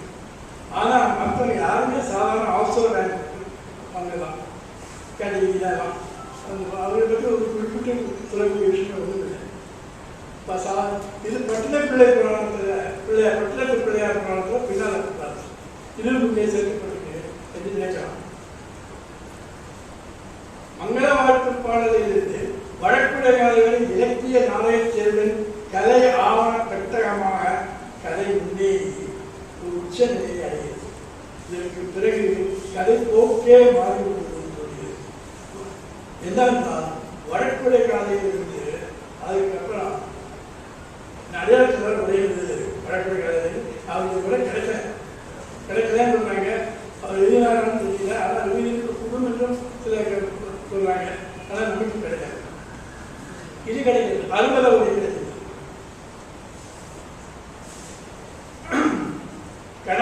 பிறகு அரசால் மன்னிக்கப்பட்ட ஒரு பெண்ணின் சீற்ற கதையை மட்டும் சொல்ல இளங்கோடியை சொல்லி நிறுத்திக்கலாம். அவர் வாழ்ந்திருக்கக்கூடிய காலத்தில் முன்பொரு சமயம் சீரும் சிறப்பும் ஆண்ட சேர சோழ பாண்டியர்கள் வலிமை கொண்டிருந்த காரணத்தினால் அவருடைய பழம்பெருமையை முன்னேற்றத்தின் வழியில் வஞ்சிக்காண்டம் பிறகு அவர்களுக்கு கொடுமோ என்று சிந்திக்கப் போகிறது. அதனால்தான் புகார் காண்டத்தில் திருமாவளவன் பெயரும், மதுரை காண்டத்திலே ஆரியப்படையின் நிதியின் பெயரும், வஞ்சிக்காண்டத்திலே கனக விஜயை வென்ற சேரன்குடியின் பெயரும் பெருமிதத்தோடு கூறுகிறார். பெருமைக்குரிய 3 அரசியல்களின் பிரதிநிதிகள் ஒரே காலத்தில் அவர்களுக்கு 3 கண்டம்டி சாத்தியமே இல்லை. இளங்கோடிகள் 5ஆம் நூற்றாண்டுக்கு பின்னாலே இருந்தாலும் இது அதான் காலமாக பின்னால் அதை பற்றி பழைய பெருமையை ஆசைப்பட்டு காலம். முதல் தேசிய குழல் வஞ்சிக்காண்டத்தை கேட்கிறது. அதனால வஞ்சிக்காண்டம் விருப்பத்துக்கு காரணமே அதுதான். அதாவது அவங்க சேரனை அவமதித்த ஆரிய மன்னர்களின் தொகுத, பாண்டியை அவமதித்த பாண்டியர்கள், தமிழை அவமதித்த தமிழ் மன்னர்களை அவமதித்த ஆரிய மன்னர்கள். அதில் முதல் தமிழ் நேஷனலிசம் அதான் ஃபர்ஸ்ட் அங்கதான் பாடம். கண்ணகியை பத்திரிகைகளாக சித்தரிக்கும் பின்னால் ஏற்பட்டிருக்கும். பத்திரிக்கடவுள் கோயில் கட்டுவது என்று சமய சார்பு கோயில்களே சமயம். இதன் அடிப்படையில் அரசியல் ரோஷம் எழுப்புவது சொல்லலாம். சேரன் நம்ம வரலாற்று கோயிலெல்லாம் அது இணைய அரசு செய்யும். அதை பற்றி யாரும் மக்கள் எல்லாம் அதை எதிர்பார்க்க. கண்ணகிக்கு கோவில் கட்டுறதுக்காக ஒரு பத்திரிக்கை கோவில் கட்டுறதுக்காக அப்படின்னா இது சென்டிமெண்டல் கோஷம். அவை அரசியலும் சமயம் இதைத்தான் சேரனை விட்டுருக்கிறார். தமிழ்நாட்டு மன்னரை பற்றி ஏராளமாக பேசிய தர ஆரிய மன்னர்களை தோழருக்கு வென்று இது அரசியல். இமயமலையிலிருந்து இது சமயம். கருகோண்டு வந்து அவர் தலைமையில் ஏற்றி இது அரசியல். கங்கையை நீராட்டி இது சமயம். கண்ணகிக்கு கோயில் கட்டுதா இது சமயம். ஆகவே அரசியல் சமயம் உண்டு. அது ஒரு வஞ்சம் கொடு. இது அடிப்படையில் பார்க்கும்போதுதான் நமக்கு முதல் 2 காண்டங்களுக்கும் வஞ்சிக்காண்டத்திற்கும் இடையே உள்ளீடான இலக்கிய உணர்வுகளை வெவ்வேறாக இருப்பதை நம்ம உணர முடிகிறது. சிறப்பியாற்ற புகார்காண்டம் மதுரைக்காண்ட கடைசியில் ஒரு கற்றறியும் வெண்பாரானது. ஆனால் பண்பாக பின்னால் எழுதப்பட்டிருக்கலாம். வஞ்சிக்காண்டத்தின் முடிவில் வெண்பா கிடையாது, கற்றை மட்டும் இருக்கிறது. இதே போல 100 நூல்களுக்கு தன்னூறு கட்டுரை இருக்கிறார். அந்த ஒவ்வொரு காலத்தில் இருக்கக்கூடிய கருத்துக்கும் சாலையாக கட்டுரை இருக்கிறது. வெண்பா பிச்சை தெளிவாக தெரிகிறது. அடியார்கள் இல்லாமல் அவருக்கு உரையிடுது. கட்டுரை மூலம் அந்த காண்டத்தின் நிலவடை மட்டுமில்லாமல் ஆவணப்படுத்தியிருக்கும் கலையின் வடிவங்களையும் முதன்மைப்படுத்தியிருக்கும் நாடக வித்தியையும் அவர் எடுத்து சொன்னார். புகார் காண்டம் பாரதினா வர்பது, இதில் மதுரை காண்டத்தில் ஆரம்பி சாத்வி, இது ஆரம்பி விகரஸ், அதாவது இமோஷனல் இது. அப்புறம் 4வது வேலை கைசிக்கு பற்றி சொல்ல, கைசிக்கு டெலிகேட் ஹிஸ்டரி அதை பற்றி சொல்கிறார். இல்லை இதை வச்சுட்டுலாம் இப்போ இளங்கோடிகள் வந்து டான்ஸ் பண்ணி கல்வெட்டி பதிவேற்று பண்ணியிருக்காங்க. அது தொழிலாளர்கள் பார்த்தீங்கன்னு சொல்கிறாங்க. சேரனிகளின் வெற்றி சேர்க்கும் மதிப்பாளர்களின் உறவை குழப்பீடு நாடகத்தை பற்றி விரும்புகிறது. இதனால் இளங்கோ நாடகம் என்ற சிறந்த கலை மதுரை காண்டத்தோடு புரிந்துவிட்டது இதெல்லாம் சொல்லலாம். அரங்கேற்ற காலையில் அடித்தார்கள் ஏராளமான தமிழ் நாடக இசை இலக்கணம் உரைத்திருக்கிறார். அவர் காலத்திலேயே பல நூல்கள் இல்லை என்று அவர் கூறுகிறார். அவருக்கு ஒரு காரணம் ஒரு நூல் சொல்றார். அது தமிழ் வழக்காற்றில் இப்போது இல்லை அப்படின்னு சொல்றார். பரதமணி சமஸ்கிருதத்தில் இருக்கக்கூடிய நாட்டிய சாஸ்திரத்திற்கும் இது தமிழ் நூலுக்கும் ஏதாவது சம்பந்தம் தான். இது முக்கியமான கேள்வி. ஆனால் சிலப்பதிகாரத்திற்கான நாடக நடன இலக்கண செய்திகளுக்கும் நாட்டிய சாஸ்திரத்துடன் செய்திகளுக்கும் நிறைய ஒற்றுமைகள் காணப்படுகின்றன. இந்த நாட்டு இசை நடனத்தை பொதுவாக ஆந்த்ரோபாலஜிஸ்ட் சொல்றாங்க, இசை நடனம் இது எல்லாமே நாடகம் இதெல்லாம் அபார்ஜினிஸ்டுக்கு தான் இருக்கலாம், தூரக்குடி மக்களுக்கு தான் ஜாஸ்தி மாம்பழி இருக்கக்கூடியதான். வேதகால நாயகத்திற்கு மிக பின்புதான் பூர்வ மொழிக்குடி மக்களோடு ஏற்பட்ட தொடர்பினால் கலை வடிவங்களை உருவாக்க வேண்டும் தொடரும். நாட்டிய சாஸ்திர விதிகள் பரதமுனி என்றும் அவருக்கு 100 பிள்ளைகள் இருக்கிறார் என்றும் அவர்கள் எல்லாருமே நடிகர்கள் என்றும் கதை வழங்கியது. அவர்கள் பிராமணராக கருதப்பட்டாலும் வைதிக பிராமணனுக்கான சமூக தேவை அவருக்கு கிடையாது. சிறப்பதிகாரம் பிராமணன் வந்து சங்கராச்சி அந்த மாதிரி பாட்டு இருக்கு. வேளா பார்ப்பான்னு வேளா பார்ப்பானா வேள்வி செய்ய தகுதியாக பார்ப்பான். அவன் பாடனா இருக்கு. பாடனும் வகையில் பிராமணன் தான் நினைக்கிறான். என்னுடைய கருத்து என்றால் சிறப்புதாரம் படிக்கும் போது தெரியுது. சிறப்புதாரம் குறைஞ்ச இருந்த காலையில் பாடனாக இருக்கும். பாடனா பாடம் மறைநூல் ஒழுக்கத்து மொழிநூல் மாறுதல். அதாவது வேத ஒழுக்கத்திலிருந்தும் விளையாட்ட இந்த மக்கள் பாடகர் அவன் உறவுக்கு ஓதன் போறாங்க. ஓதன் அவனுடைய கட்சியெல்லாம் உடனே மாறுது. மாதிரி கடிதம் எழுதியிருந்தால் அந்த கடிதத்தை படிக்கலாம் வந்து சந்தோஷமாயிருக்கு. உடனே என்ன முதல்ல பாடல் கற்றுட்டு போவேன். அந்த பழைய நினைவெல்லாம் வருது. Nostalgic memories. அங்க யாருன்னா மறைநூல் ஒழுக்கத்தில் இணைந்த அடையாளம். அதான் பாடல். இந்த பாடலுக்கு பாடலாயிருக்கும் இவங்க. அதனால இந்த பாடலுக்கு வந்து தனியாக ஒரு ஜாதியாக என்னன்னு தெரியல. இது ஆராய வேண்டிய பல விஷயங்கள் இருக்கு. அப்புறம் முனி என்கிற சமஸ்கிருத வேர்ச்சொல்லிருந்து வரவில்லை என்கின்றார். பூர்வபடி வேர்ச்சொல்லிருந்து வந்திருக்க வேண்டும் என்கிறார். நாட்டிய சாஸ்திரத்தை ஆங்கிலத்தில் மொழிபெயர்த்திருக்கும் மொகமது கோஷ். இதுதான் சாஸ்திரம். ஸோ பரதமணின்னு தான் நம்ம பரத விஷயம் யாருன்னு சொல்றதில்லை. இது நோன் வழியது பரதமணி. ஸோ ஒருவேளை அவர் தமிழாக இருந்து தமிழ் சம்ஸ்கிருதம் எழுதி தமிழ் சம்ஸ்கிருதம் எழுதக்கூடாது அது சொல்ல வேண்டிய பாலபுராணம் தமிழ் இங்கே தென்னிந்தியாலாம் இருக்காங்க. விஷ்ணு புராணம் தென்னிந்தியாலாம் இருக்கிறது. ஸோ அதனால அதுவும் நம்முடைய இந்த 3 பேர் அத்வைதம் துவைதம் விசிஷ்டா துவைதம் எல்லாம் எல்லாரும் சம்ஸ்கிருதம் தென்னாடி இருக்குது. அவே தமிழ்நாட்டில் சமஸ்கிருதம் எழுதக்கூடாது அவசியம் இல்லை. மொழி என்பதால் பரத தமிழ் ரீதியில் இறந்துபட்டும் சமஸ்கிருத ரீதியில் எஞ்சியும் இருக்கக்கூடும் என்று நான் நினைக்கிறேன். இந்நூலை முதல் பதிப்பித்த டாக்டர் விவேசார் சொல்கிறார். இசை நாடகங்களுக்குரிய பரிபாஷைகளில் பெரும்பான்மையானவை வடமொழியிலும் தென்மொழியிலும் வெவ்வேறு உள்ளூரோடு கூடியிருக்கிறார். இவற்றில் உள்ள சொற்கள் பல வடநூல்களால் தெரிந்து கொள்ள முடிகிறது. இதற்கு என்ன காரணம்? அவற்றின் மூலம் தமிழாக இருந்து இறந்து கொண்டிருக்கிறார். ஆகவே சொல் சமஸ்கிருதம் இது தமிழ் என்று திட்டவட்டமாக இதையும் வரையறுத்து கூற முடியும். அதான் நம்முடைய நாகரிகம் நம்முடைய பாரம்பரியம் அப்படி. இந்த time periods of proto history and pre history அதாவது இது சக்ஸஸ்ஃபுல்லாக ஒரு மெயின்டைன் திஸ் ஆரியன் ஜெவியன் is all stuff and nonsense. ஒன்று மட்டும் நிச்சயமாக சொல்லலாம். இசை நடனம் நாடகம் தொன்மை மொழி இலக்கிய மரபுகள் திணைமயங்கள் செடிகள் ஒளிகள் மலர்கள் கட்டட அமைப்பு நகர அமைப்பு கோயில் அமைப்பு தானிய வகை களவியல் பின்னத்துக்கு கூட சயின்ஸ் களவியல் அதெல்லாம் அந்த களவியல் கற்று இல்லை. இது ஆக்டிவிட்டி களநூல் நவரத்திரியல் அரசியல் சமூக அமைப்பு சமூகத்திற்கு தொழில் வேறுபாடுகள் நாடு முழுவதும் தங்கிய நிலைகள் அகில இந்திய மேம்பட பெற்றோர் நாட்டு இது நடக்கிறது.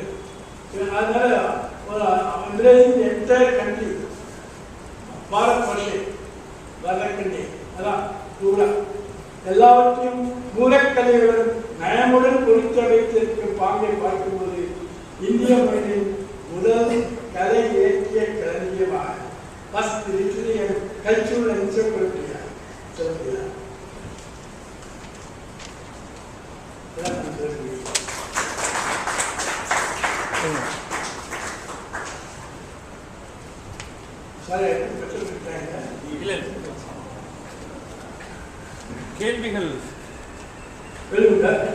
கேள்விகள் ஏதாவது இருக்கா?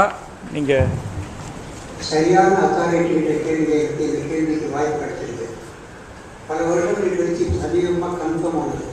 அதாவது இதோட டேட்டை நம்ம நிச்சயம் பண்ணும்போது இவர்களுடைய பேரில் இருந்து உங்களுக்கு ஏதாவது தெரியுங்களா? மாசாத்துவான் மாநாயக்கர்.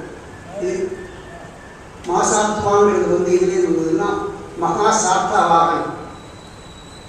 அதை விட கேட்டேன் நான் தெரியும். அதாவது மர்கன்டைல் பிரின்சஸ் இருந்தான். மர்கன்டைல் ட்ரேட் அங்கே இந்தியா ஆந்திரா தெலுங்கியா சொல்கிறேன்.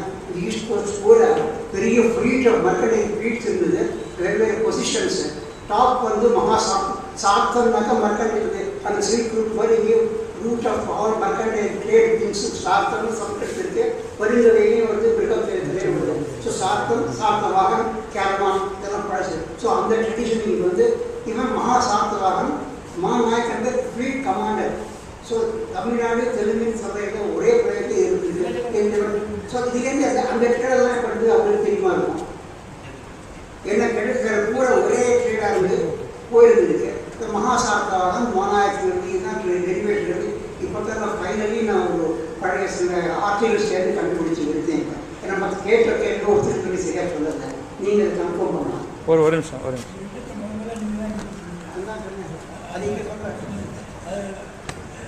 ஏன்னா 2 பேரும் வணிகர்கள் இருந்ததுனால இது நிச்சயமாக இது அதில் தான் வணிகம். ஆனால் அந்த காலத்தில் இருக்கக்கூடிய வணிகர்கள் முதற்கொண்டு சமணமயத்தையோ அது பௌத்த மதத்தை சார்ந்தவர் தான். அது ஒரு இன்னொரு நான் ஒரு ஜெயினை கேட்டேன், நீங்கள் ஏன் ஆர்மியோ ஏன் சேர்ந்து எங்களுக்கு இது ஒரு யூனியன் கடைசி காலத்தினால எங்களுக்கு வேற ஸ்கோப்பே கிடையாது, வியாபாரம் தான். அதனால தான் இங்கே பேசி நம்முடைய நகரத்தார் வந்து சாத்தன்னு பேர் வைக்கிறது. இந்த சாத்தவாகன்லேருந்து சாத்தன் அவர் அந்த செட்டியார் தான் சாத்தன்னு பேர். அதே போல் கன்ஃபார்ம் பண்ணி மற்ற செட்டியார் சார்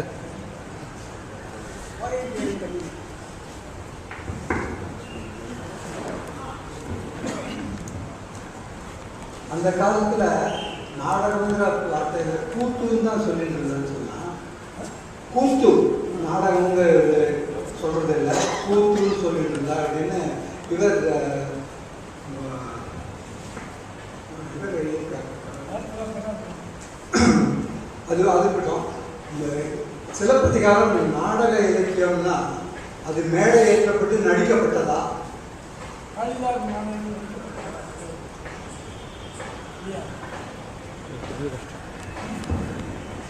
சிலப்பதிகாரம் நடிக்கப்பட்டதான்னு தெரியாது.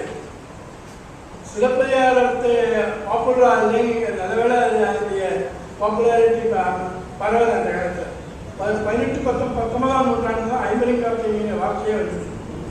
19th செஞ்சுரி தான் 50 காப்பியங்கள் சொல்லப்படுது. நன்னூல் இலக்கியம் பொதுவாக சொல்றாரு, நூலை பற்றி சொல்றாரு நூலாசிரியர். பின்னால் 50 காப்பியங்கள் 19ஆம் நூற்றாண்டு சொல்றாங்க. அதுக்கப்புறம் கோலம் கதை, வண்ண கதை, கர்ணன் கதை, இது மாதிரிலாம் அதெல்லாம் அந்த கதை பின்னால் வருது. ஸோ நான் சிலப்பதிகாரம் நடிக்கப்பட்டதா தெரியல, காளிதாச நாடகங்கள் நடிக்கப்பட்டதா தெரியல. இது அதுக்கு இப்போ இது ஆனால் நாடகங்கள் நடிக்கப்பட்டிருக்கின்றன எங்களுக்கு ப்ரூஃப் கல்வெட்டுகள் தெரியுது. அது இசை நாடகமாக இருக்கும். ராமானுஜர் ஒரு குழந்த நாட்டுக்கு ஒரு நாடகம் கொண்டு வர சொல்கிறேன். அதுக்கு ஏதோ கல்வெட்டு கொடுத்துருக்கிறோம். அண்ணனே அவர்கள் சார் அவை சிலப்பதிகாரம் நடிக்கப்படவில்லை. அந்த சிலப்பதிகாரத்தில் வந்து இவர் எப்படி சொல்கிறார் என்றதும் அப்படின்னு அந்த கண்டினியூட்டிக்காக அந்த ப்ரோஸையும் பொயட்ரி ஃபார்மையும் கம்பைன் பண்ற மாதிரி ஒரு கதை எழுதுற ஃபார்ம்ல அரசன் இப்படி சொன்னதும் இவள் இப்படி சொல்கிறா அப்படி என்றதும் அப்படிங்கிறது அந்த சேர்ந்து வருது இல்லையா? இந்த ஃபார்மேட் வந்து ஒரு கம்பராமாயணம் மாதிரியான இதுல இதே மாதிரியான அதாவது இவள் சொன்னதும் அவள் பதிலுக்கு சொன்னதுங்கிற அந்த ஃபார்மேட் கொஞ்சம் பின்னாடி மாறுறது இல்லையா? நடை அதாவது இந்த சிலப்பதிகாரத்து நடை இருக்கு இல்லையா? ஒவ்வொரு கேரக்டரும் அவங்க சொல்றது தென் என்றதும், அடுத்த கேரக்டர் வந்து என்றதும் அப்படின்னு சொல்லிட்டு வர மாடல் உண்மையிலே நாடகமாக எழுதியிருந்தா இந்த ஃபார்மேட் வந்திருக்காது இல்லையா? ஒரு இதெல்லாம் ஒரு தேர்ந்த ஒரு இயக்குனரால் இது பண்ணால் இதெல்லாம் அதுலேயே ஒரு செட்டிங்ஸாகவோ கால்குலேஷனோ வந்துருக்கக்கூடும். அது நாடகமாக நடிக்கப்பட்டிருந்தார். ஸோ இவர் முதல்ல நாடகமாக நினைக்கிறார், நாடகமாக நினைச்சார். அது காவியமாக இருக்கும்போது அதுக்கு காவிய நினைவு இருக்கு இல்லையா, ஆகவே அந்த காவியத்தின்படி எல்லாத்தையும் டீட்டெயில்ஸ் கொடுத்தார். இவற்றையும் நம்ம இதில் நாடகத்தை கொண்டு வந்து ஒரு தேர்ந்து இயக்குனரால் இப்போ இந்த டீட்டெயில்ஸ் அது ஒரு பிரச்சனையே இல்லை. சொன்னதே நாட்டுதும் நாமோ பாப்புடைய கவிதைன்னு ஆரம்பத்திலேயே நாட்டுதும்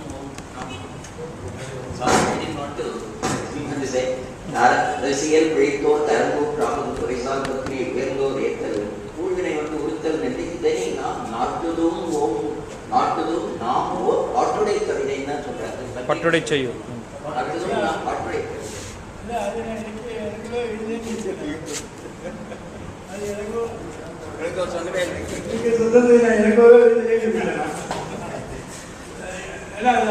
பதிகம் பாடிக்க முடியாது அப்படின்னு தீவிரமாக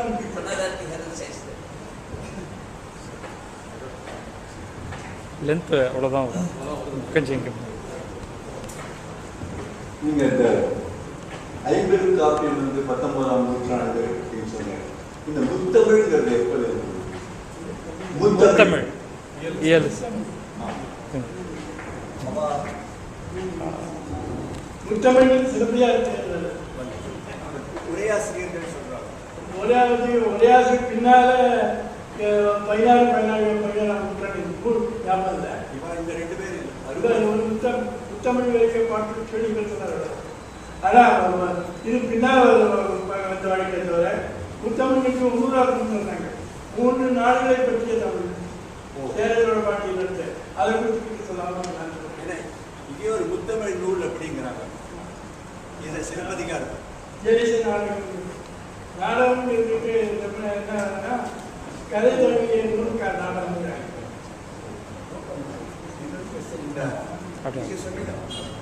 இந்த வழக்குரை காதைக்கு பிறகு எல்லாமே பிரிச்சேர்க்கையா இருக்கலாம். இந்த வழக்கு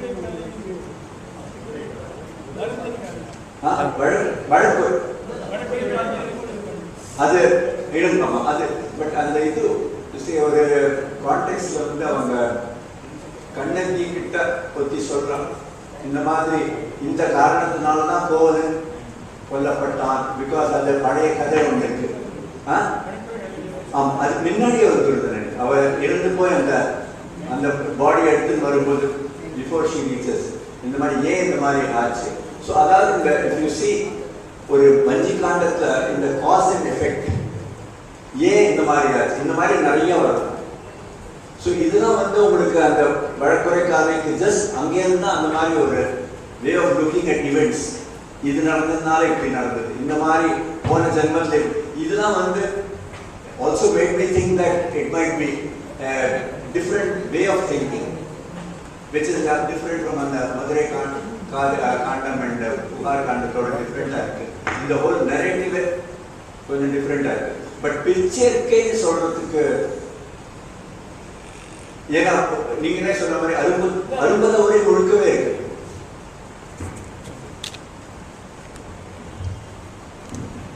நான் ஆரம்பத்திலேயே சொல்லிட்டேன்,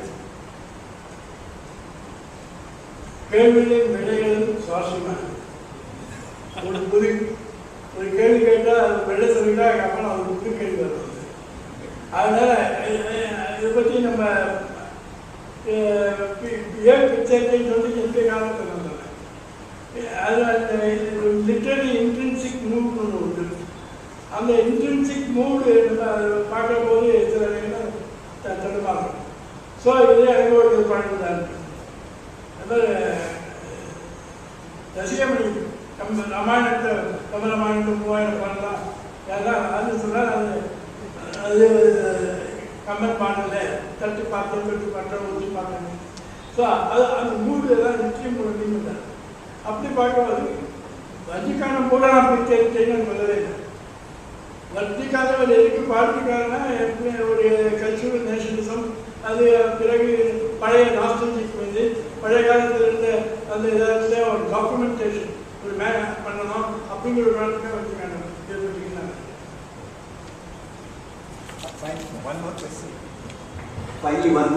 இந்த உரையாசிரியர்கள் அந்த சில விளக்கங்கள் கொடுக்குறேன். நான் கொஞ்சம் மியூசிக் பற்றி தான் பார்த்துருக்கேன். அதாவது அந்த நூலில் என்ன இருக்கோ அதை அவங்க விளக்கம் கொடுக்கும் பொழுது அவங்களுக்கு அவ்வளவு புரிஞ்சிருக்காங்கிறது கொஞ்சம், அதாவது அந்த டைம்ல இருந்த டான்ஸ், அந்த டைம்ல இருந்த மியூசிக், ஏதாவது இப்போ ஒரு பாடல் அப்படின்னா அகத்துக்கு இந்த பிரபந்தங்கள், புறத்துக்கு இந்த தேவபாணி அப்படின்னு சொல்றாங்க. இந்த தேவபாணி போன்ற அந்த ஒரு வகைகள் அது உங்களுக்கு பியூர்லி தமிழ் ஆரிஜினல். இந்த பிரபந்தங்கள் ஒரு இந்த சம்ஸ்கிருத ஆரிஜினல். ஸோ அப்போ அவங்க கொஞ்சம் நான் கம்யூனலாக சொல்றாங்க. ஸோ அல்பதேவசரை ஒரே ஆசிரியர் even if you place him around 10th century, he doesn't seem to have an idea of what the art was like. அந்த டைம்ல கலை எப்படி இருந்ததுங்கிறது தெரிஞ்சதா? ஸோ பதினோரு ஆடல் சொல்றார். மாலை பாடிந்தார், மாலை பாடின குடிபட்டி பாண்டரங்கம் அல்லியம் அதெல்லாம் தெரிஞ்சார். இதுக்கு அது சோலோ தப்போம், மாலைக்கு சோலோ. இதுக்கெல்லாம் நாட்டு சாஸ்திரத்துலேருந்து ரெஃபரன்ஸே கிடையாது. ஆனால் அந்த பிண்டி பிணையல் தொழிற்கை எழிற்கை அதுக்கெல்லாம் இருக்கு. கதைகள் சமஸ்கிருதம் மூலம் வேடிக்கை என்னன்னா இந்த நாடகங்களுடைய கதை மூலம் சாஸ்திரியம் பாவலத்திலிருந்து இது கிருஷ்ண இந்த பாண்டரங்க இந்த சிவபுராணத்திலிருந்து இதெல்லாம் வரும். ஸோ நான் வந்து இந்த இசைக்கோ நாடகத்துக்கோ இதுக்கெல்லாம் ஒரு ரூட்டுக்கு இல்லைங்கிறதுனால ஒருவேளை ஒரிஜினலாகவே தமிழ் எடுத்துக்கலாமா அப்படின்னு சொல்றேன். அப்புறம் இன்னொன்று இந்த ஐச்சியர் புறவையில் அந்த ஒரு இடத்துல தான் ஏதோ ரெஃபரன்ஸ் டு மகாபாரத கேரக்டர்ஸ் முன்னாடி வந்துடும். எங்கே வரும்? முன்னாடி வரும்.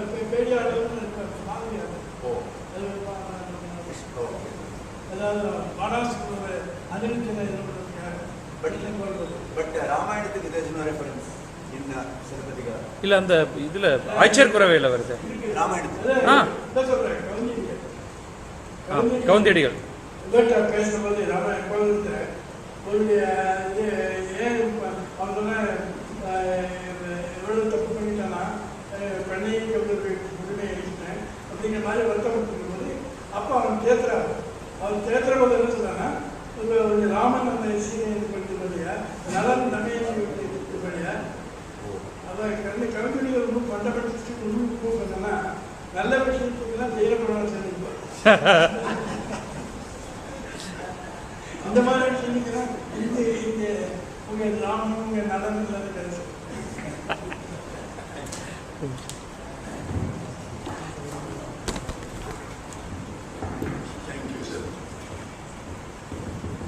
சிலப்பதிகாரம் கோவலன் கண்ணகி இதனுடைய கதையை எடுத்துக்கொள்ளாமல் சிலப்பதிகாரம் தோன்றினால் தமிழ்நாட்டில் ஜெயின மதம் உலா பரவியிருந்ததால் அதுக்கு சிலப்பதிகாரத்திலே சொல்ற மாதிரி ஊழ்வினை ஜெயின மதத்தில் ஊழ்வினை ரொம்ப முக்கியமான விஷயம். வாழ்க்கையை பற்றி நமக்கு ஏன் கஷ்டங்கள் வருது, முக்தி அடைய முடியும் என்பதற்கு நம்ம ரொம்ப முக்கியமான விஷயம். இது கோவலன் கண்ணகி கதை இல்லை, கதை அல்ல. சிலம்பம் ஒரு சிலம்பின் கதை, சிலம்பினால் ஏற்பட்ட விளைவு. அந்த விளைவு எங்க ஆரம்பிக்கிறது? கோவலன் ஆரம்பிச்சு பத்தினி தெய்வம் கலைஞர் செய்யறது விஷயத்துல முடியுது. அப்படி அந்த அப்படி ஒரு பார்வை. ரெண்டாவது, எப்படி பாரதி பழைய காலத்து பாஞ்சாலி கதையை எடுத்து ஒரு அற்புதமான பாஞ்சாலி சபதம் எடுத்தாங்களோ அந்த மாதிரி பழைய காலத்தில் வழங்கி வந்த ஒரு கதை அவர் காலத்தில் நடந்திருக்க வேண்டும் என்கிற அவசியமே இல்லை. பழைய காலத்தில் வந்திருக்க கலைக்கு காது மூக்கு தலைவாள் எல்லாம் வச்சு எப்படி கம்பன் ஒரு என்சைக்ளோபீடியா மாதிரி இழந்த அப்படின்னு ஒரு என்சைக்ளோபீடியா காவியத்தை படைத்திருக்கிறார் என்று நாம் வைத்துக் கொண்டால் உங்களுடைய பல சிக்கல்கள் குறையும் என்று நான் நினைக்கிறேன். கர்ண பரம்பரையாக இருந்த கதை அதுதான் அவரும் சொல்றாரு. பரம்பரையாக இருந்ததை இவர் That's exactly what he's saying. அதாவது பண்டிட்லாம் சொல்லி அதாவது பழைய கதை சங்கப்பாடலேருந்து இதெல்லாம் அந்த பேச்சுலாம் சொன்னாங்க. அதை இன்ஃப்ளூயன்ஸ் பண்ணிக்கலாம் எங்கே சொன்னாங்க. அந்த சங்கத்தை அந்த கண்ணை கண்ணை நீங்கள் சிலம்புன்னு சொன்னீங்கன்னா சிலம்பு அதுவே ஒரு புதுமை. ஏன்னா அந்த காலத்தில் ஒரு கதாநாயகன் கதாநாயகன் தான் காவியம் வருது. ஃபர்ஸ்ட் டிபார்ச்சர் மேட் வாஸ் ஒரு ஆர்னமெண்ட். அண்ட் சிலம்பு இது ஏஜென்ட் ஆஃப் டெஸ்டினி. அது முக்கியமான விஷயம். டெஸ்டினி என்றால் சம்பளங்களுக்கு டெஸ்டினி முக்கியமான விஷயம். ஆகவே இது ஏஜென்ட் ஆஃப் டெஸ்டினி சிலம்பு இதாக அது மாத்திரம் இல்லை, ஜெயின நூல்கள்லாம் பார்த்து அவங்களுக்கு அந்த கதைக்கு ஒரு எக்ஸ்பிளேஷன் ஒரு ஜென்மத்தில் எப்படி இருந்தது, அதுக்கு ஒரு ஜென்மத்தில் எப்படி இருந்தது, பெரிய எக்ஸ்பிளேஷன் கொடுப்பாங்க.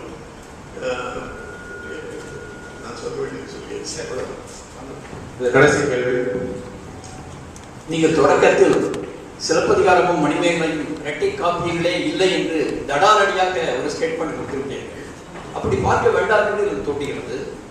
மணிமேகலையுமே உரைப்பொருள் முற்றிய சிலப்பதிகார உரை முற்றும் என்றுதான் உரையாசிரியரே முடிக்கிறார். பாத்திரங்களின் தொடர்ச்சியினாலும் கதைப்பொருளின் சிறிய தொடர்ச்சியினாலும் இதை இரட்டை காப்பியங்கள் என்று ஏற்றுக்கொள்வீரோ அப்படியே தொடர்ந்து சிந்திப்பீரோ தவறியது இல்லை என்று எனக்கு தோன்றுகிறது.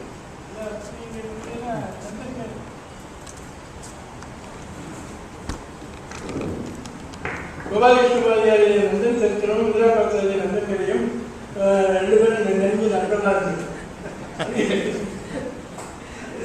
It's not necessary. பின்னால் இன்னைக்கு அந்த மணிமேகலை படிக்கிற போது அவராக வளர்ந்து இளங்கோடி நண்பர்கள் பார்க்கிறத தவிர இளங்கோடி இவர்களுமே சொல்லலை. சீக்கிரம் நடத்தினார். சங்கார பொருள் தந்தமை சொன்னாலுக்கு சம்மந்தமே இல்லை. அவருக்கு காதலை பற்றி பாடியிருக்கார். சங்கார பாட்டு இல்லை. இவர் பின்னால் வந்த குரல் நிச்சயமாக இருக்கு. அதனால் 9 மக்கள் நூற்றாண்டிலே ஏற்பட்டிருக்கலாம் நினைக்கிறேன். ஜீவசிந்தாமி காலத்திற்கு அதே சமைக்கலாம்.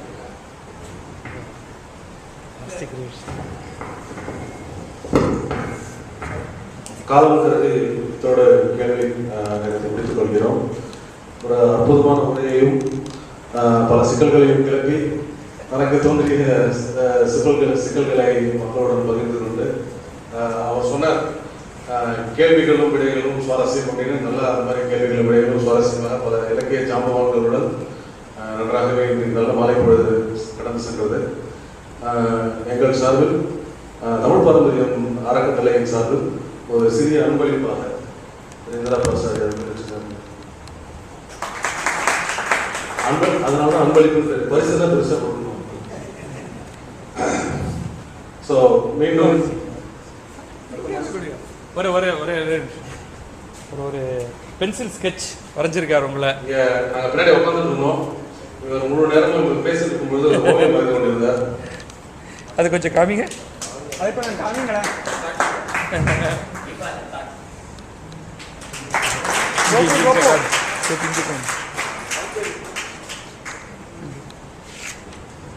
உங்களுக்கு நன்றி சொல்கிறேன்.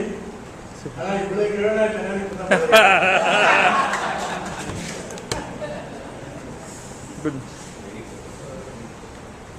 அடுத்த மாத நிகழ்வு பற்றி இமெயில் நோட்டிஃபிகேஷன் வெப்சைட். அவருடைய பேர் என்ன கேட்டேன். Congratulations mister Vadivel. ரொம்ப சந்தோஷம். அப்படி சார் சிறந்த அன்பளிப்பு. சின்ன அன்பளிப்போட இல்லை இல்லை